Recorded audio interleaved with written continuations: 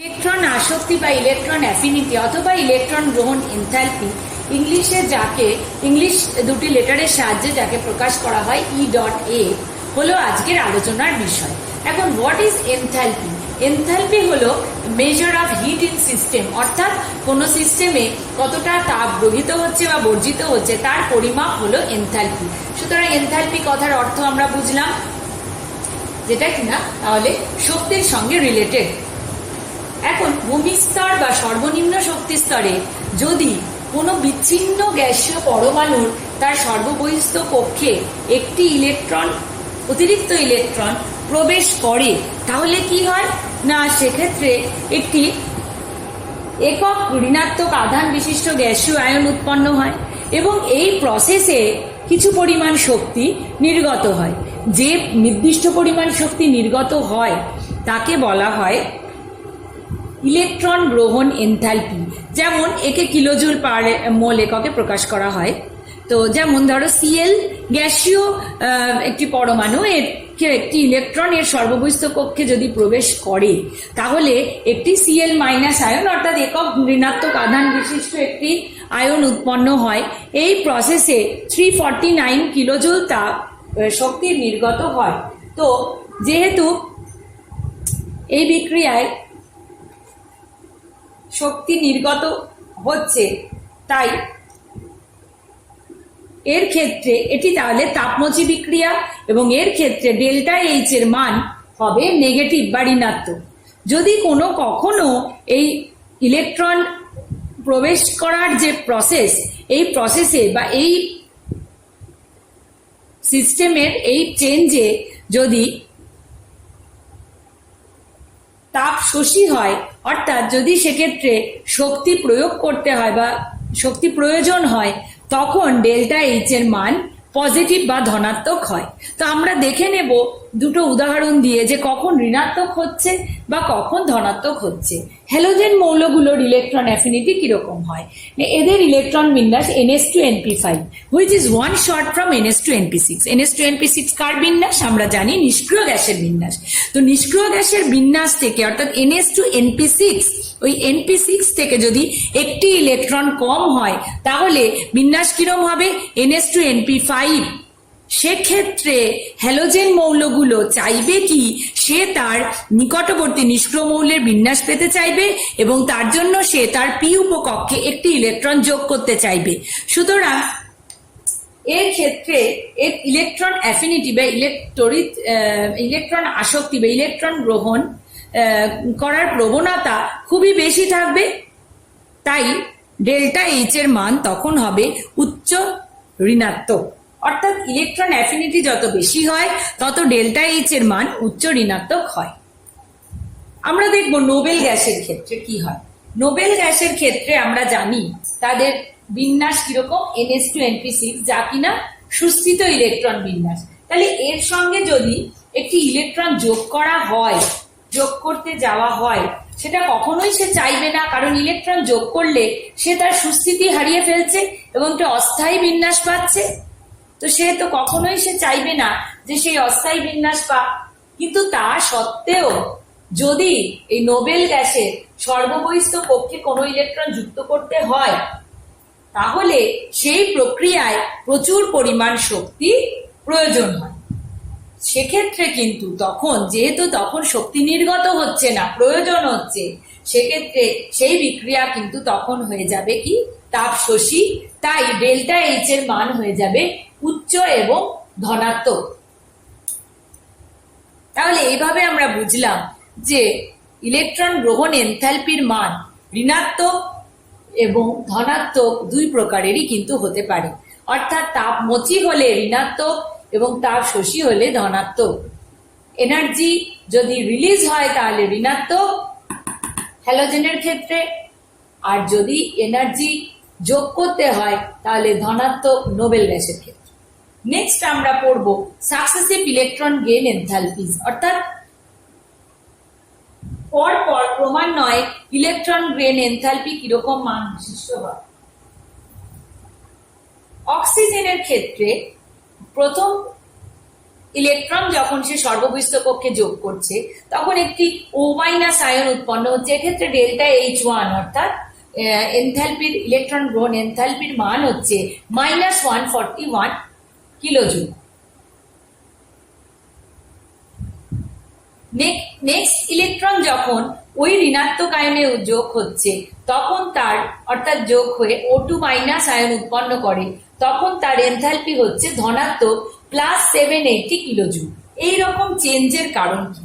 কারণ হচ্ছে যখন একটি ইলেকট্রন একটি নেগেটিভ আয়নে যুক্ত হচ্ছে, অর্থাৎ এই ক্ষেত্রে নেগেটিভ আয়নে যুক্ত হচ্ছে। প্রথম ট্রেন্ডটা তো আমরা জানি, আমরা জানলামই যে ইলেকট্রন প্রবেশ করলে শক্তি নির্গত হচ্ছে, তাই জন্য যেহেতু শক্তি নির্গত হলে ডেল্টা এইচ নেগেটিভ, তাই এখানে নেগেটিভ মান হচ্ছে। কিন্তু যখন একটি ইলেকট্রন একটি অ্যানায়নে বা একটি নেগেটিভ আয়নে যুক্ত হয় তখন সেখানে ওর এক্সিস্টিং যে ইলেকট্রন অর্থাৎ যে ইলেকট্রন ছিল তার সাথে এই নবাগত নিউলি অ্যাডেড যে ইলেকট্রন তার মধ্যে একটা তীব্র বিকর্ষণ বল কাজ করে।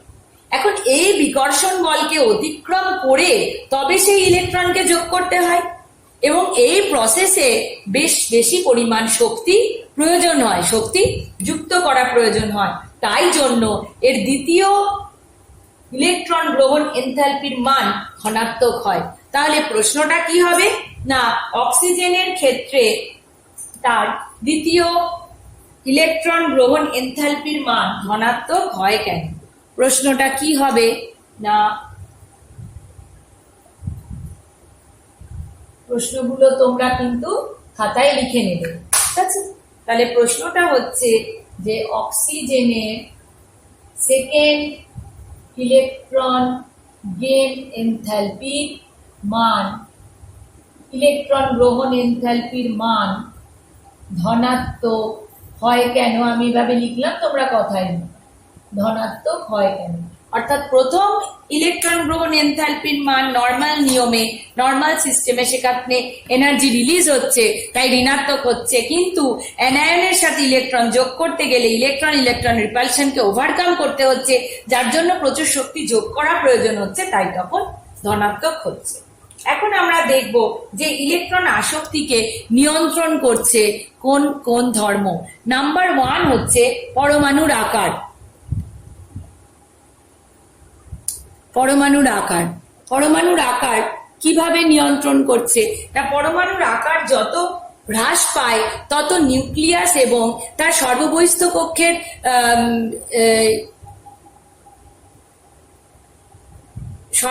কক্ষের যে ইলেকট্রন সেই ইলেকট্রনের মধ্যে দূরত্ব হ্রাস পায় এবং তাদের আকর্ষণ বৃদ্ধি পায়, ফলে নবাগত বা নিউলি অ্যাডেড যে ইলেকট্রন তার প্রতি তার আসক্তি বৃদ্ধি পায়, ঠিক আছে?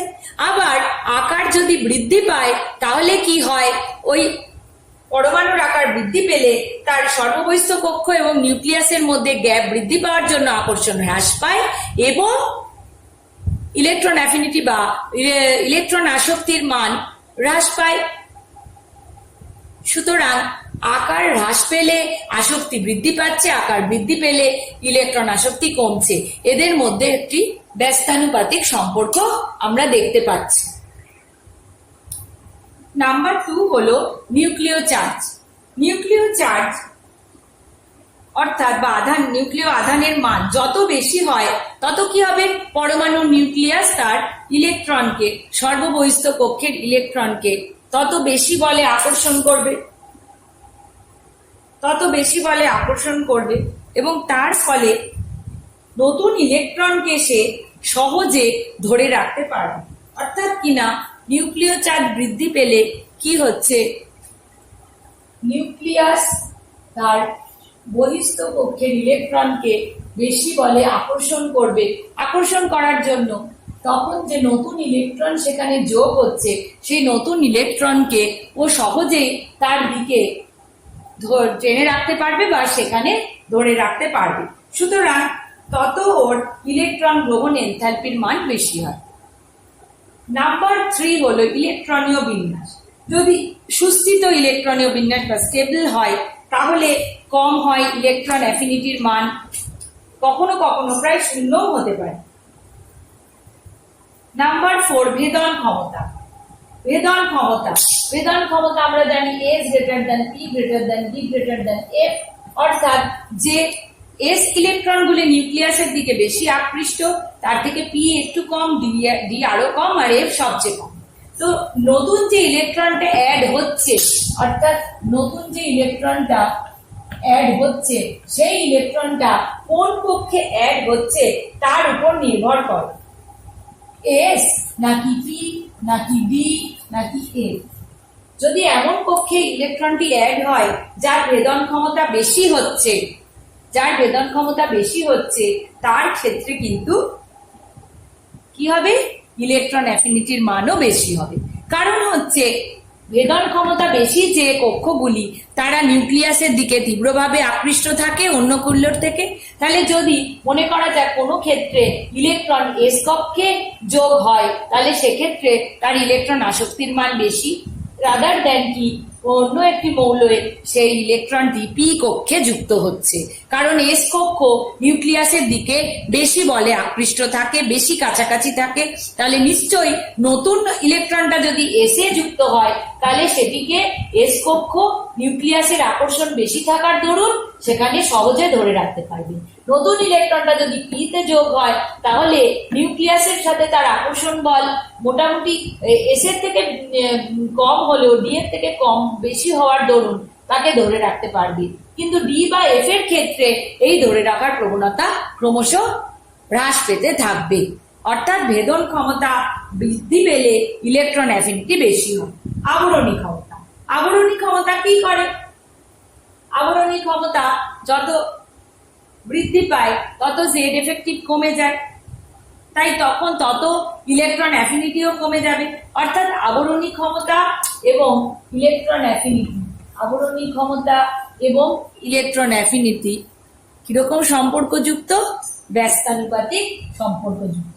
অর্থাৎ স্ক্রিনিং যত বেশি হয় ইলেকট্রন অ্যাফিনিটি তত কমে, বা স্ক্রিনিং যত বৃদ্ধি পায় ইলেকট্রন অ্যাফিনিটি, স্ক্রিনিং যত কমে ইলেকট্রন অ্যাফিনিটি তত বৃদ্ধি পায়, এবং স্ক্রিনিং যত বৃদ্ধি পায় ইলেকট্রন অ্যাফিনিটি তত কম। এবার আমরা দেখব পর্যায় বরাবর ইলেকট্রন গ্রহণ এনথালপির ক্রম কিরূপ। পর্যায় বরাবর ইলেকট্রন গ্রহণ এনথালপির ক্রম, যত বাম দিক থেকে ডান দিকে যাওয়া যায় পারমাণবিক ব্যাসার্ধ যত কমতে থাকে, অর্থাৎ ধরা যাক lithium, beryllium, boron, carbon, nitrogen, oxygen, fluorine, neon, যত ডান দিকে যাওয়া যায় পারমাণবিক ব্যাসার্ধ হ্রাস পেলে নিউক্লিয়াস দ্বারা নতুন যে যুক্ত হওয়া ইলেকট্রন, সেই ইলেকট্রনটি অধিক বলে আকৃষ্ট হয়।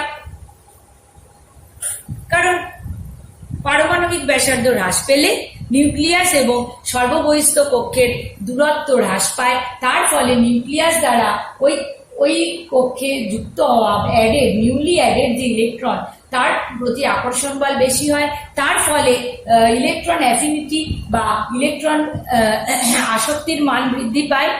সুতরাং ডেল্টা এইচ এর মান মোর নেগেটিভ ভ্যালু দেখায়।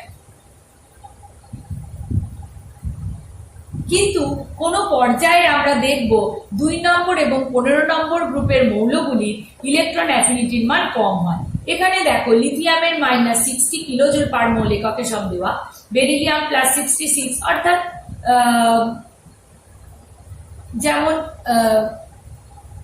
মান বৃদ্ধি পাওয়ার কথা ছিল, পারমাণবিক ব্যাসার্ধ হ্রাস পাওয়ার সাথে সাথে পর্যায়ক্রমে মান যেরকম বৃদ্ধি পাওয়ার কথা ছিল লিথিয়াম থেকে বেরিলিয়ামে, কিন্তু তা হলো না।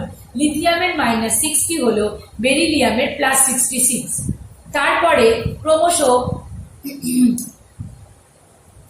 বৃদ্ধি পাওয়ার কথা, অর্থাৎ মোর নেগেটিভ ভ্যালু হওয়ার কথা, কিন্তু তা না হয়ে আমরা দেখতে পাচ্ছি যে নাইট্রোজেনের ক্ষেত্রে কিন্তু ধনাত্মক মান দেখা যাচ্ছে।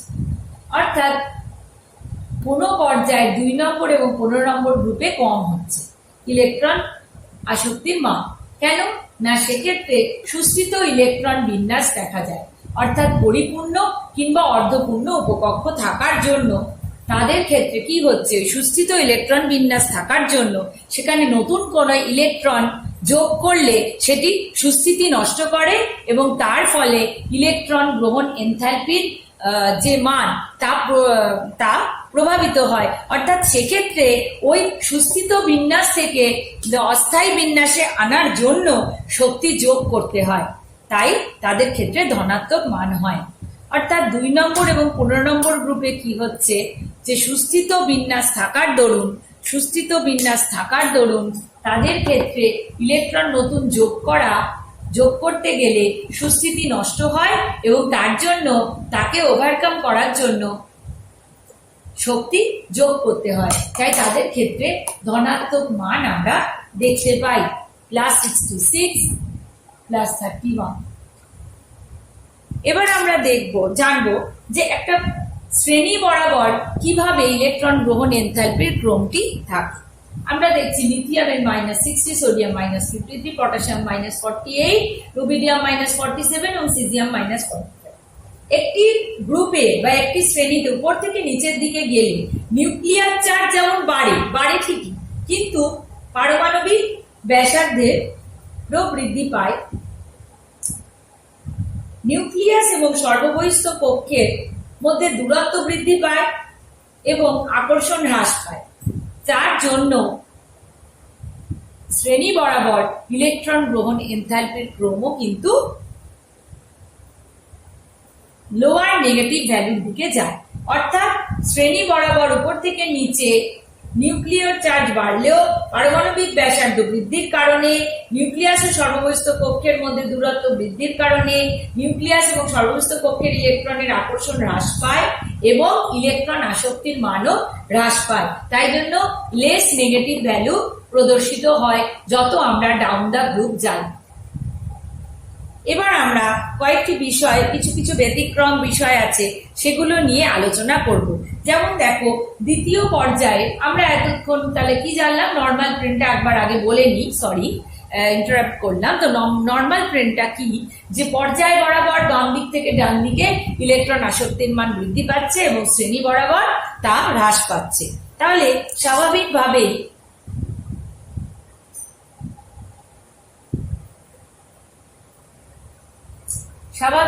আমরা কি দেখব,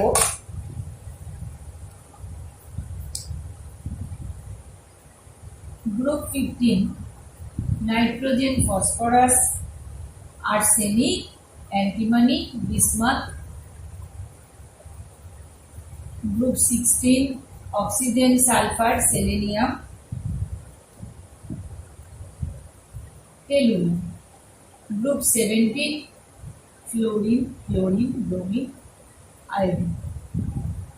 তাহলে নর্মাল ট্রেন্ড কি হওয়া উচিত, শ্রেণী বরাবর ক্রমশ নিচের দিকে ইলেকট্রন আসক্তির মান কমা উচিত। অর্থাৎ নাইট্রোজেন এবং ফসফরাসের মধ্যে নাইট্রোজেনের বেশি হওয়ার কথা, ফসফরাসের কম হওয়ার কথা। অক্সিজেন এবং সালফারের মধ্যে অক্সিজেনের বেশি হওয়ার কথা, সালফারের কম হওয়ার কথা। ফ্লোরিন এবং ক্লোরিনের মধ্যে ফ্লোরিনের বেশি হওয়ার কথা এবং ক্লোরিনের কম হওয়ার কথা। কিন্তু আসলে এগুলো সবই ব্যতিক্রম দেখা যায়, অর্থাৎ উল্টো দেখা যায়। কিরকম না,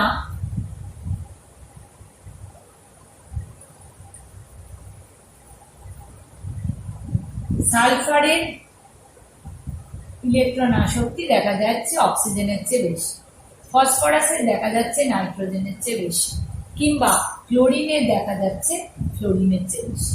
তো এই ট্রেন্ডগুলো কেন হয় সেগুলো আমরা এবার আলোচনা করব। দ্বিতীয় পর্যায়ে আমরা দেখছি নাইট্রোজেন এবং দ্বিতীয় পর্যায়ে নাইট্রোজেন, অক্সিজেন, ফ্লোরিনের ইলেকট্রন গ্রহণ এনথালপি তৃতীয় পর্যায়ে ফসফরাস, সালফার, ক্লোরিনের ইলেকট্রন গ্রহণ এনথালপির চেয়ে কম হচ্ছে। এটাই তো আমরা ডিসকাস করব। তো প্রথমে নাইট্রোজেন আর ফসফরাসের তুলনায় আসি। নাইট্রোজেন ও ফসফরাস উভয়ই গ্রুপ 15 এলিমেন্ট, তাহলে তাদের উভয়েরই সর্ববহিস্থ বা আউটারমোস্ট কনফিগারেশন হচ্ছে NH2NP3। নাইট্রোজেনের ক্ষেত্রে এই NH2 N এর মান হচ্ছে 2, অর্থাৎ এর সর্ববহিস্থ কক্ষটি 2p3। ফসফরাসের ক্ষেত্রে N এর মান 3, তাই সর্ববহিস্থ কক্ষ 3p3। সুতরাং একই একই রকম ভাবে অক্সিজেন, সালফার, ফ্লোরিন, ক্লোরিনের ক্ষেত্রেও আমরা দেখছি এরা সবাই অক্সিজেন ও সালফার গ্রুপ 16, ক্লোরিন গ্রুপ 17 এইরকম একই গ্রুপে থাকার জন্য এদের সর্ববহিস্থ কক্ষের ইলেকট্রন বিন্যাস একই হলেও এদের অক্সিজেনের ক্ষেত্রে যেমন 2p, সালফারের 3p, ফ্লোরিনের 2p, ক্লোরিনের 3p, অর্থাৎ প্রতি ক্ষেত্রেই n এর মান বা মুখ্য শক্তি স্তরের মান চেঞ্জ হয়ে যাচ্ছে। এখন তাতে কি প্রভাব ফেলছে না 3p আকার 2p আকার অপেক্ষা বড় হচ্ছে। তো যেহেতু 3p আকার 3p অরবিটালের আকার বড় এবং 2p অরবিটালের আকার ছোট, 2p অরবিটালে যখন যে ইলেকট্রনগুলি রয়েছে সেখানে যদি আমরা নতুন ইলেকট্রন যোগ করতে যাই, 2p তে ইলেকট্রন যে রয়েছে সেখানে যদি নতুন ইলেকট্রন যোগ করতে যাই, অর্থাৎ 2p3 আছে নাইট্রোজেনই ধরা যাক, সেখানে আমরা নতুন একটি ইলেকট্রন যদি যোগ করতে যাই তখন কি হবে, এই p এর ইলেকট্রন এবং নতুন ইলেকট্রনের মধ্যে রিপালশন কাজ করবে, বিকর্ষণ বল কাজ করবে। এই বিকর্ষণ বল কিন্তু না শুধু নাইট্রোজেন না, ফসফরাসের ক্ষেত্রেও আছে, অর্থাৎ সেখানেও যখন ইলেকট্রন প্রবেশ করানো হচ্ছে 3p উপকক্ষে, p ইলেকট্রনটি এবং নতুন ইলেকট্রনের মধ্যে বিকর্ষণ বল কাজ করছে, কিন্তু এই বিকর্ষণ বল সাইজ কম থাকার জন্য 2p ক্ষেত্রে বেশি হয় রাদার দ্যান কি 3p। তাই 2p ক্ষেত্রে যেহেতু এই ইলেকট্রন বিকর্ষণ বলের মান বেশি হচ্ছে, তাই সেক্ষেত্রে ইলেকট্রন এনথালপির মানও কিন্তু কি হচ্ছে,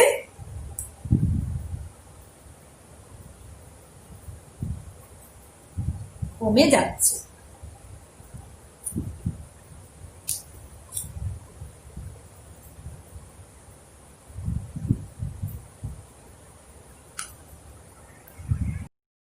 সিমিলারলি অক্সিজেন আর সালফারের ক্ষেত্রে আমরা দেখছি উভয়ই গ্রুপ 16 এলিমেন্ট এবং এদের ইলেকট্রন বিন্যাস সর্ববহিস্থ কক্ষে ns2np4, কিন্তু অক্সিজেনের ক্ষেত্রে সর্ববহিস্থ কক্ষের ইলেকট্রন 2p তে রয়েছে এবং সালফারের ক্ষেত্রে 3p তে রয়েছে।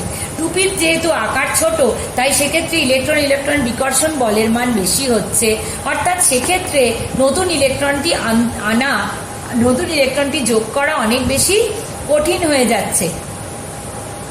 তাই সেক্ষেত্রে ইলেকট্রন আসক্তির মানও কিন্তু কম হচ্ছে এবং সেই কারণে সালফারের ইলেকট্রন গ্রহণ এনথালপির মান অক্সিজেন অপেক্ষা বেশি হচ্ছে। একই রকমভাবে ফ্লোরিন ও ক্লোরিন এরা গ্রুপ 17 এলিমেন্ট, সর্ববহিস্থ কক্ষের বিন্যাস ns2np5। ফ্লোরিনের ক্ষেত্রে সর্ববহিস্থ কক্ষের ইলেকট্রনটি 2p5 অর্থাৎ 2p তে রয়েছে, ক্লোরিনের ক্ষেত্রে 3p তে রয়েছে। যেহেতু ফ্লোরিনের 2p তে রয়েছে, 2pর আকার ছোট হওয়ার জন্য 2p তে যে ইলেকট্রনটি আছে তার সাথে নতুন আনা ইলেকট্রনের বিকর্ষণ বল বেশি হবে, তাই এর ইলেকট্রন আসক্তির মান কম হবে ক্লোরিন অপেক্ষা। অর্থাৎ ক্লোরিনে নতুন ইলেকট্রন যোগ করা সহজ, কিন্তু ফ্লোরিনে নতুন ইলেকট্রন যোগ করা সহজ নয়, কারণ ওর আকার ছোট, অর্থাৎ 2pর আকার ছোট যেখানে বিকর্ষণ বল বেশি। সেই কারণে ক্লোরিনের ইলেকট্রন গ্রহণ এনথালপির মান ক্লোরিন অপেক্ষা বেশি হবে। তাহলে আমাদের যদি প্রশ্ন দেওয়া হয় অক্সিজেন এবং সালফারের মধ্যে কোনটির ইলেকট্রন গ্রহণ এনথালপির মান বেশি ও কেন, আমরা বলবো সালফারের ইলেকট্রন গ্রহণ এনথালপির মান বেশি। ফ্লোরিন এবং ক্লোরিনের মধ্যে কোনটির বেশি, এই ট্রেন্ডটা কি আলাদাই হয়ে যাচ্ছে তাহলে, অর্থাৎ গ্রুপ অনুযায়ী ক্লোরিনের বেশি হওয়ার কথা ছিল কিন্তু তা না হয়ে ফ্লোরিনের বেশি হচ্ছে ডিউ টু ওটার ছোট সাইজ বা 2pর আকার। ফসফরাস, সালফার, ক্লোরিন এবং ফ্লোরিনের ইলেকট্রন অ্যাফিনিটির মানের ক্রম কিভাবে এটি সাজানো যাবে না, পর্যায় বরাবর যত ডান দিকে যাওয়া যায় ইলেকট্রন আসক্তির মান বৃদ্ধি পায় আর উপর থেকে নিচে গ্রুপ অনুযায়ী হ্রাস পায়। কিন্তু ফ্লোরিন এবং ক্লোরিনের ক্ষেত্রে আমরা একটু আগেই দেখলাম ক্লোরিনের ইলেকট্রন অ্যাফিনিটি ফ্লোরিন অপেক্ষা বেশি। ফসফরাস আর সালফারের ক্ষেত্রেও কি হচ্ছে, যেহেতু ওরা একই পর্যায়ে অবস্থিত, সালফারের ইলেকট্রন অ্যাফিনিটি কিন্তু অর্থাৎ বাঁদিক থেকে ডান দিকে যেহেতু বৃদ্ধি পায়, তাই সালফারের ইলেকট্রন অ্যাফিনিটি কিন্তু ফসফরাস অপেক্ষা সালফারের ইলেকট্রন অ্যাফিনিটি ফসফরাস অপেক্ষা বেশি। সুতরাং এর ক্রমটি কি হবে, সবচেয়ে কম হবে কি ফসফরাস, তারপর সালফার, তারপরে ফ্লোরিন এবং তারপরে ক্লোরিন। অর্থাৎ ঊর্ধ্বক্রমে সাজালে প্রথমে ফসফরাস, তারপর সালফার, তারপর ফ্লোরিন এবং তারপরে ক্লোরিন হয়। নেক্সট আমরা একটা প্রশ্ন উত্তর আলোচনা করব। প্রশ্নটা আগে আমি লিখবো, তোমরা খাতায় লিখে নেবে। তো লাস্ট যে প্রশ্নটা নিয়ে আমরা আলোচনা করব, নিম্নলিখিত ইলেকট্রন বিন্যাস সমন্বিত মৌলগুলিকে ইলেকট্রন গ্রহণ এনথালপির ঊর্ধ্বক্রমে সাজাও। এ 1:2:2p5, বি মৌল 1:2:2p4, সি মৌল 1:2:2p6, ডি 1:2:2p6, 3:3p4। প্রথমে আমরা সি দিকে তাকাচ্ছি। সি হলো কি 1:2:2p6, যা কিনা নিষ্ক্রিয় মৌলের মতো ইলেকট্রন বিন্যাস সমন্বিত, অর্থাৎ যে ক্ষেত্রে অষ্টক পূর্ণ, তাই সবচেয়ে সুস্থিত বিন্যাস। সুতরাং এক্ষেত্রে একটি ইলেকট্রন প্রবেশ করা মানে শক্তি মুক্ত হবে না, শক্তি এক্ষেত্রে যুক্ত করতে হবে। সুতরাং ডেল্টা এইচ এর মান তখন কি হবে? ধনাত্মক হবে। অর্থাৎ বাইরে থেকে শক্তি যেহেতু প্রয়োগ করতে হচ্ছে, তাই এক্ষেত্রে ডেল্টা এইচ এর মান ধনাত্মক হবে। পড়ে রইল বাকি তিনটি মৌল, এ, বি এবং ডি। এ, বি এবং ডি এর মধ্যে এ কে আমরা যে দেখছি এর বিন্যাস 1:2:2p5, অর্থাৎ এটি আর একটি ইলেকট্রন গ্রহণ করলেই নিষ্ক্রিয় মৌলের বিন্যাস 1:2:2p6 অর্জন করে। সুতরাং এর ইলেকট্রনকে এর সর্ববহিস্থ কক্ষে ইলেকট্রন যোগ করা খুবই সহজ, অর্থাৎ এর ইলেকট্রন অ্যাফিনিটি সবচেয়ে বেশি। সুতরাং এর ইলেকট্রন গ্রহণ এনথালপির মান সবচেয়ে বেশি নেগেটিভ ভ্যালু শো করবে। বাকি দুটি হলো বি এবং ডি। বি এবং ডি এর ক্ষেত্রে আমরা দেখছি সর্ববহিস্থ কক্ষের বিন্যাস NH2NP4, শুধু n এর মানগুলো আলাদা। বি এর ক্ষেত্রে n এর মান 2, মুখ্য শক্তি স্তর 2, ডি এর ক্ষেত্রে n এর মান 3, মুখ্য শক্তি স্তর 3, অর্থাৎ বি এর ক্ষেত্রে সর্বশেষ ইলেকট্রনটি 2p-তে, ডি এর ক্ষেত্রে সর্বশেষ 3p-তে, অর্থাৎ যে ইলেকট্রনটি যোগ করতে হবে বি এর ক্ষেত্রে 2p-তে যোগ হবে এবং ডি এর ক্ষেত্রে 3p-তে যোগ হবে। এখন আবারও আমরা দেখি 2p এর আকার যেহেতু 3p এর আকার অপেক্ষা ছোট, তাই 2p-র ক্ষেত্রে 2p-র ইলেকট্রন এবং নতুন অ্যাডেড ইলেকট্রনের মধ্যে বিকর্ষণ বল বেশি। আকার ছোট হলে সেক্ষেত্রে বিকর্ষণ বল বেশি, এবং 3p-র ক্ষেত্রে ইলেকট্রন বিকর্ষণ বল কম হবে। সুতরাং ডি-তে 2p উপকক্ষে একটি ইলেকট্রন প্রবেশ করা কঠিন, তাই বি এর ইলেকট্রন আসক্তি কম। সুতরাং বি এর ইলেকট্রন গ্রহণ এনথালপি ডি অপেক্ষা কম। তাহলে এবার আমরা সাজাই, সি এর মান ধনাত্মক, তাই সি ম্যাক্সিমাম। বি হচ্ছে তারপরে বসবে, অর্থাৎ কম ঋণাত্মক ভ্যালু দেখাচ্ছে। ডি বেশি ঋণাত্মক ভ্যালু দেখাচ্ছে, এবং এ হচ্ছে সবচেয়ে বেশি ঋণাত্মক ভ্যালু দেখাচ্ছে। তাই c greater than b greater than d greater than. এমনি করে যাই প্রশ্ন দেওয়া হোক না কেন, আগে তোমাদের দেখতে হবে তার ইলেকট্রন বিন্যাসটা কিরূপ রয়েছে, অর্থাৎ সেটি নিষ্ক্রিয় মৌলের মতো বিন্যাস, নাকি তার থেকে একটি কম, নাকি অন্য যে কোনো ইলেকট্রন বিন্যাস সম্বন্ধিত, এবং হলে তাদের ইলেকট্রন আসক্তির মান, যে ফ্যাক্টরগুলো আমরা পড়লাম একবার মেমোরাইজ করে নি শুরু থেকে, সেই ফ্যাক্টরগুলো যেমন পরমাণুর আকার, নিউক্লিয় চার্জ, ইলেকট্রনের বিন্যাস, ভেদন ক্ষমতা, আবরণী ক্ষমতা ইত্যাদি, এই ফ্যাক্টরগুলোর উপর নির্ভর করে সেই পরমাণুর ইলেকট্রন আসক্তির মান কিরূপ হবে তা জাজ করতে হবে।